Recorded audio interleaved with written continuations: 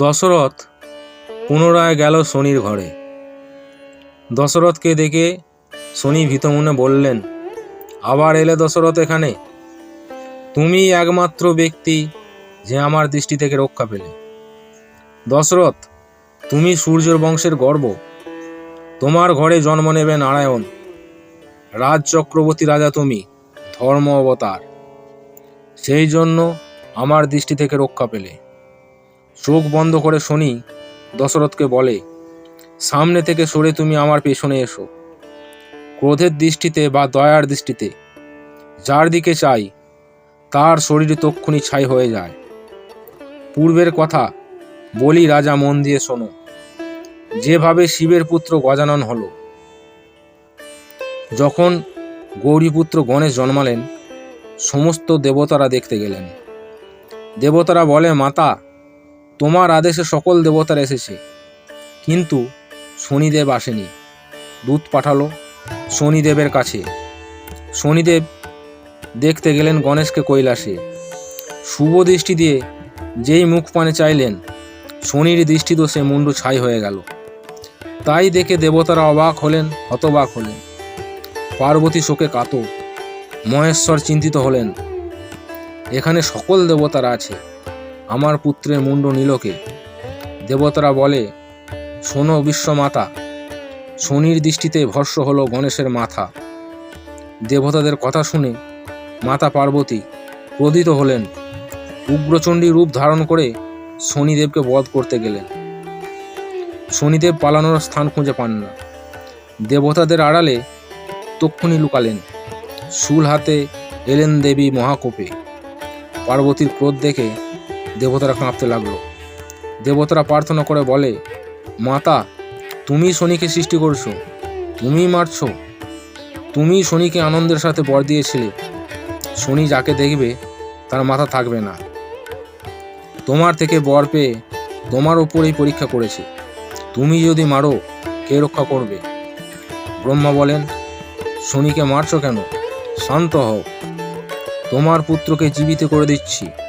ব্রহ্মদেব পবনদেবকে বললেন, যে উত্তর দিকে মাথা করে শুয়ে আছে তার মুন্ডু কেটে নিয়ে এসো।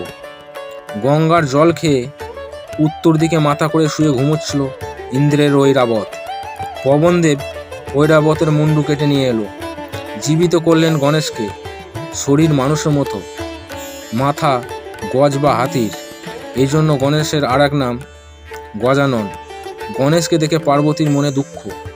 সকল দেবতাদের পুত্র সুন্দর, আমার পুত্র গজমুখ। তখন ব্রহ্মদেব বললেন, সকল দেবতাদের আগে গণেশের পুজো হবে, পরে অন্য দেবদেবীর পূজা হবে। গণেশকে বাদ দিয়ে অন্য দেবতাদের পুজো করলে পূর্বের ধর্ম নষ্ট হবে, তার সেই পুজোর সিদ্ধি লাভ হবে না। ঐরাবতের মুখে জীবিত হলেন গণেশ।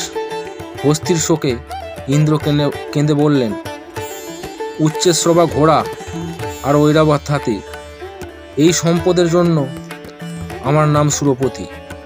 ব্রহ্মা পবনদেবকে আদেশ করলেন, যে পশ্চিম দিকে মাথা করে শুয়ে আছে তার মুন্ডু কেটে নিয়ে এসো।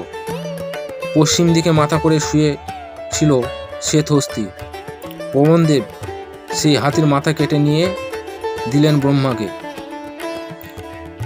ব্রহ্মা ঐরাবতকে জীবিত করলেন। ঐরাবত প্রাণ ফিরে পেয়ে নিজের ঘরে গেল। এই জন্য পশ্চিম দিকে মাথা করে শুতে নেই শাস্ত্র মতে। সকল দেবতারা দেবীকে বিদায় জানিয়ে চলে গেলেন। গণেশের জন্ম শনি বললেন দশরথকে, শুভ দৃষ্টি বা কোপ দৃষ্টিতে যার পানে চাই, আমার দৃষ্টিতে কেউ রক্ষা পাবে না। মনুষ্য হয়ে তুমি আসো বারে বার। সূর্য বংশে জন্ম, এই জন্য পেয়েছ নিস্তার। সূর্য বংশজাত আমি, সূর্যের পুত্র আমি, দুইজনে একই বংশে জন্ম, তাই রক্ষা পেলে। কি কারণে এসেছো আমার কাছে? বর চাও, তোমার মনের আশা পূরণ করব।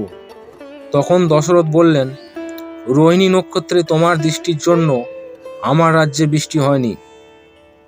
শনি বললেন, আজ থেকে রোহিণী থেকে দৃষ্টি সরিয়ে নেব। দশরথ, তুমি অবিলম্বে দেশে চলে যাও।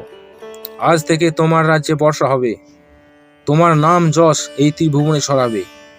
যে রাজার রোহিণী নক্ষত্রে জন্ম বৃষভ রাশি হবে, সেই রাজ্যে শনি দৃষ্টি দেবে না। দশরথের উপর তুষ্ট শনি বর দিলেন। শনির থেকে বর পেয়ে দশরথ ইন্দ্রদেবের কাছে গেলেন। দেবতাদের নিয়ে ইন্দ্ররাজ সবাই বসেছিলেন। দশরথ গিয়ে একটি আসনে বসলেন। ইন্দ্রকে সব বিবরণ দিলেন, কিভাবে তিনি শনিদেবকে খুশি করেছেন। শুনিয়া রাজার কথা দেবরাজ বললেন, এক্ষুনি বৃষ্টি হবে, তুমি যাও দেশে, 7 দিন বৃষ্টি হবে, ঝড় করব না। তোমার রাজ্যে জল যথা সময় হবে। বিদায় নিয়ে রাজা দেশে ফিরে গেলেন। ভিডিওটি ভালো লাগলে চ্যানেলটি সাবস্ক্রাইব করুন, লাইক করুন, শেয়ার করুন। পরবর্তী ভিডিও দেখার জন্য আমাদের চ্যানেলটি ফলো করুন।